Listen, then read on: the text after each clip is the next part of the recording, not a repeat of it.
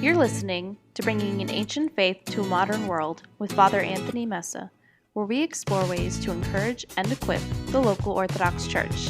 Let's get started. Well, welcome back to the Bringing an Ancient Faith to a Modern World podcast. I'm Katie Karras, and I'm back here with Father Anthony. It's good to be back, Katie. I'm glad I got invited back. I guess that means I didn't do too bad on week one. We'll let it slide. We'll keep going here. We're only on our second episode of this podcast, and we are already taking a little detour. Last episode, we promised we'd chat about a new membership group package we're currently developing, but Father Anthony, we've been getting a lot of questions about the STSA open house. So how about we switch gears and chat about that this week? Absolutely. You mentioned on your blog that breakouts are what you personally are most excited for. You said this will be the most valuable part of the weekend. Why'd you say that? Yeah. So, kind of from experience, we've gone to several church conferences, and we go to the conferences and there's usually main sessions and then breakout sessions. And usually the part that we're excited about up front is the main sessions, to hear from the main speakers and kind of the big names. But then when we come home, the part that we're really that we're focused on, the part that kind of benefited us the most, is always the breakouts, because that's really where you can take the general principles that are talked about in the main sessions and figure out, how does this work in our context. So when anyone who comes to the STSA open house on Labor Day weekend, you'll get to hear 4 sessions from me. And those sessions, I hope they're great. I'll do my best, and we'll kind of talk about things at a church level of not just what we do, but why we do what we do and why we have certain practices and programs in place. But the secret sauce to me will be those breakout sessions where you get to meet the troops who are on the ground, like the people who are doing the work. And it certainly isn't me. I'm not the one in the children's program. I'm not the one greeting guests. I'm not the one who is managing the volunteers and figuring out how to recruit more and train more. One of the things that actually I always say in our church is that, people come because of me, but they stay because of us. All right. And that us encompasses all the different volunteers and all the different staff members and all the different people who are working behind the scenes to allow me to do what I do and kind of focus on that. But in the breakout sessions, you'll get to hear from them. You'll get to ask them questions. How do you guys do this? Why do you do it this way?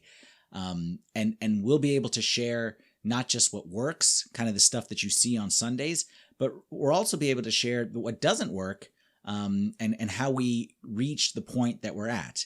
And then if you're brave enough to ask questions or, start a conversation with one of our staff or volunteers, we'd be happy to even make recommendations, kind of given your context, if you'd allow us that opportunity. And the content of these breakout groups are really centered around the questions that we've received over the last 7 years. Not only about, like you mentioned, not only about how we do things, but also the why. Mm-hmm. One thing that I love about our church is that every single ministry, every single event, every single service, it goes back to our mission statement of bringing an ancient faith to the modern world. And those breakout groups are a way for our volunteers to share some of the lessons that they've learned along the way.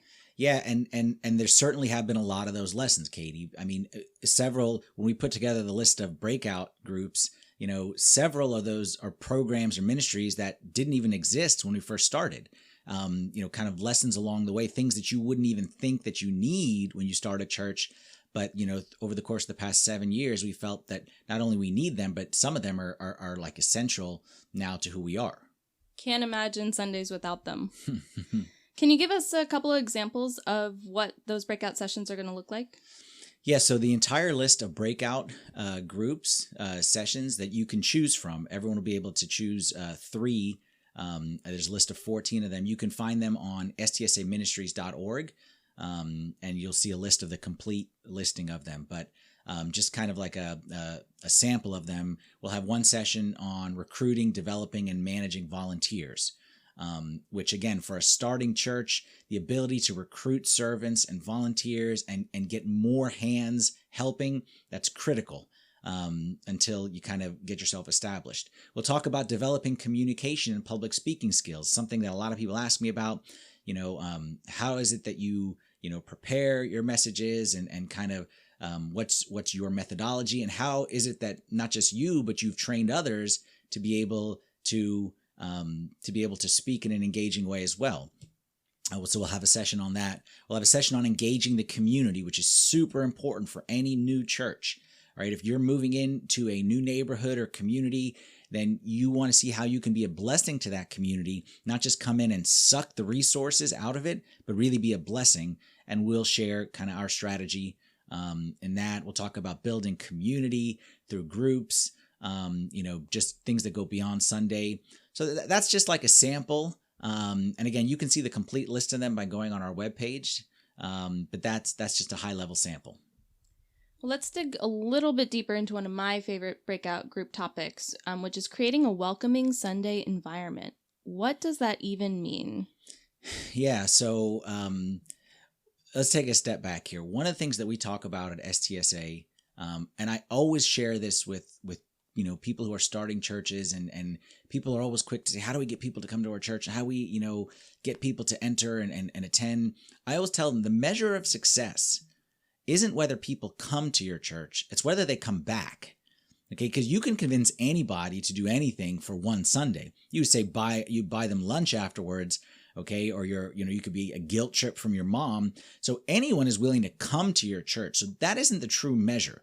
The true measure is whether they come back the second time or a third time or a fourth time. And I believe that what determines whether they'd come back is not me, okay, as the priest or the speaker, okay. I think that's a myth, okay, that STSA success is all about Father Anthony. The truth of the matter is, I don't interact with most people who come through our doors. I don't shake their hand. I don't help them find a seat. I don't. I mean, they may see me or hear me up on the stage, but that there's more that goes into it, okay? People come, again, like as I said, people come because of me, but they come back because of us. So the variable is, how do we create an environment that when someone walks in the door, they feel this is a place that I belong. This is the place that I want to come back to. I want to get up early on a Sunday when it's raining or when it's cold or when I, had a long week. And this is a place that, I'm going to find people who are similar to me, are friendly and welcoming me. I'm going to receive, something beneficial and helpful for my day-to-day life. Everything we do at STSA is that in mind, okay? Is that someone is walking through our doors for the first time, and you never know what is going through their mind or what their circumstances are. Actually, one of the things that we say is every Sunday is someone's first Sunday, okay? Every Sunday is someone's first Sunday. And we have one of our core values, our first core value is limitless acceptance, all right? And limitless acceptance, one of the things we say is that we believe that every person who enters our church is the most important person in the world. That person is sent by God and should be loved and accepted as such. And we instill that in our members through our membership group and through our preaching, that every single person who walks in our door, you never know what they're going through and who is, I always give like these examples. You never know who is walking in the door and saying, you know what? I'm done with God. I'm done with church. Church is irrelevant to my life. Everyone here is a hypocrite. No one's going to greet me. You know what? I'm just going to give it one more chance. My mom begged me and my mom guilted me. And she said, for my sake, go to church. So I'm like, okay, Mom, I'm going to go one time. But Mom, I'm telling you, no one's going to greet me. They're all going to judge me. No one's going to talk to me. And that's in people's mind. I know that for a fact because I get the call from the mom who says, Father Anthony, I don't know how, it's a miracle, but I begged little Johnny and he's coming to church this Sunday. Or someone will tell me, my coworker who is, doesn't believe in God, but somehow I convinced them to come this Sunday. Like, you don't know. So everything we do on Sundays is with that person in mind, from the way we greet them at the door to the message I preach, the examples I use, the stories I tell. So even something as simple, Katie, like people don't believe this, even something as simple as like our announcements. Some people who have been attending our church for a while, they're like, you make the same announcement week after week, like we get it. And I always tell them, I know you get it, but again, every Sunday is someone's first Sunday, and I'm saying that announcement for the sake of the person who's coming for the first time, and I want to make sure that they have a great experience and they know where everything is, and they know how to get to the children's program. They understand kind of the lay of the land here. So that they will want to come back. So that breakout session is really the specific strategies that we implement to get people not to come to our church, but to come back the following week. And that brings us to another breakout session topic, portable church logistics. I know that we can't be the only church, only Orthodox church in the world that is a portable church at the moment that doesn't have a building. And, you talk about this welcoming environment, and people do walk in during liturgy or after liturgy, and they see people greeting them, and they are just welcomed with open arms. But before that, I mean, there are a lot of people that work hard to really transform a pretty dull multi-purpose room in a university into this warm and inviting church. And it has its challenges, but our amazing volunteers take our mission seriously, and that's really displayed every single Sunday. Absolutely. And this particular breakout, this is something that I know is hard for a lot of people.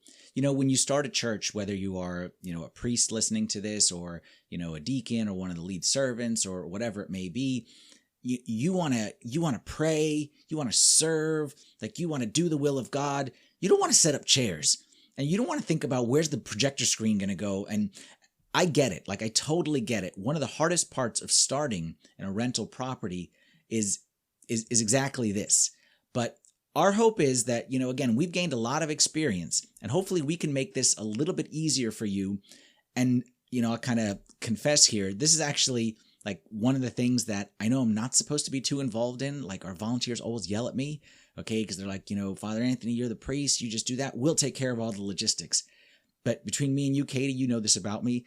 I love details. I love logistics. I still, every Sunday, they always tell me not to. I come in every Sunday, and the chairs are already set up for us, okay? And the chairs are set there exactly, and there's the chairs, and I come in when no one's looking. I look to the left, look to the right, and then I go and I adjust all the chairs, because I think there's an optimum way for the chairs to be angled, okay? I don't believe in the straight. I like curves, okay, the chairs, and I believe there's an optimum way for people to hear the word of God, okay? And everyone yells at me and say, we'll do that, Father Anthony, but it's kind of my thing. So I like to set up the chairs. So this is something that I'm passionate about. All right. And we've gone through a lot of different options. Okay. We have at least twice in the past few years, completely changed the setup of our church. One time we used to face, a certain direction. Then we said, you know what? We don't have enough space this way. Let's turn it 90 degrees to the left. Okay. And we did that, and that was a challenge. And then we actually ended up turning it back, a year later or whatever it was. So I get it. It's a challenge, but this breakout session, we'll talk about some of the tips, all right, and some of kind of the lessons learned on setup and takedown. And, not to toot our own horn here, but in a lot of ways, I feel like we've become like experts in this area. It used to take us like an hour to set up, a quarter of what we currently have right now. So right now we have like quadruple the equipment and the chairs and kind of the whole environment, but we end up doing it in much less time because we've gained a lot of experience. Okay. And I always say the same thing about like weddings and baptisms. We're like a traveling clown show. Like we know how to roll in, unpack the car, do our thing, pack it up again as efficiently as possible. So we're going to share in that breakout, the lessons we've learned, some of the products that we have purchased to make our life a lot easier, the roles needed, things like that. We're like Boy Scouts. We try to leave the place better than Absolutely. When we first walked in. Mm-hmm. And that takes a lot of work. So, all right, we've got time for one more. Can you share one more breakout group session that you're excited about? Absolutely, and that's a no-brainer. The first one on the list, if you go look at the list of breakouts online, is developing a mission and vision for your church. And I tell this, so many people call me and say, we're thinking of starting a church, and we're going to try to get a priest, and we're going to start praying liturgy. And I have told this to so many people. I think the biggest mistake that so many churches, they're struggling now because they rushed in to starting Sunday services too soon. And if I could kind of give advice to anyone who's out there who is thinking of starting a church or beginning a ministry, don't rush into the regular Sunday service, because once you do, it's really hard to take a step back and see the big picture, because next Sunday's coming, and next Sunday's coming, and next Sunday's coming, and who's going to make the coffee, and who's going to set up the chairs, and you never have a time to catch your breath. So when we started STSA, before our doors opened, okay, I had left my previous church where I was serving at, and there was a 4-month gap between when I left that church okay, and when we started STSA. And during that time, that was 4 months, not a vacation. That wasn't 4 months of traveling. It was exactly the opposite. I mean, I was working 10-hour days in preparation so that when we started the church, man, we hit the ground running. And the most important thing we did during that time was creating a mission statement, a vision statement, and our core values. And you even see it, like even Katie, you said it earlier, that everything we do comes back to bringing an ancient faith to a modern world. That's the driving factor. If someone says, I want to do this ministry, we ask ourselves, how does that contribute to bringing an ancient faith to a modern world? If someone says, I want to do this group, is that bringing an ancient faith to a modern world? How does that tie into our core values? Even every year, we go through our core values and we evaluate where we stand against each one of them, and we grade ourselves. How are we doing in community? Well, we're doing great right there, but we're struggling when it comes to the spiritual growth, so let's invest in that area. So I just believe that setting the time up front pays dividends all the way through the rest of the history, the lifespan of the church. And if you've already started a church and haven't done it, that's okay. We'll kind of share the tips and the tools that we use to help you be able to take a step back and develop a mission and vision for your church. And it goes without saying, but bringing an ancient faith to a modern world is our mission, and taking the time to really discover your church's mission and figuring out why God wants you to start a church or be a part of a church is really just as important as starting the church itself. Absolutely. So again, that's one of the things all we're doing throughout this whole open house is we're not telling you what to do. We're just simply sharing what we've done and the lessons that we've learned. And if you are interested, in learning more about the conference, go to stsaministries.org, and we created like an FAQs there. Okay, so in addition to all the breakouts, created like a frequently asked questions, people who are, wondering what it's all about. I'm sure Katie knows the website there.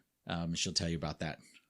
Yeah, we can add those into the show notes too, but you can visit www.stsa.church/FAQs to read those frequently asked questions that Father Anthony just mentioned, or you can visit stsaministries.org for all the information on the open house and all the logistics. And we have to remind everybody that early bird registration for that open house is only through August 11th. So if it's something that you're interested in, take a look and you can reach out to us with any questions at ministries@stsa.church. Go ahead and email us there. But thank you, Father Anthony. This has been great, and we will talk again soon. Looking forward to it. Thanks, Katie. Thanks for listening. For more information and to register for the STSA Open House, please visit stsaministries.org.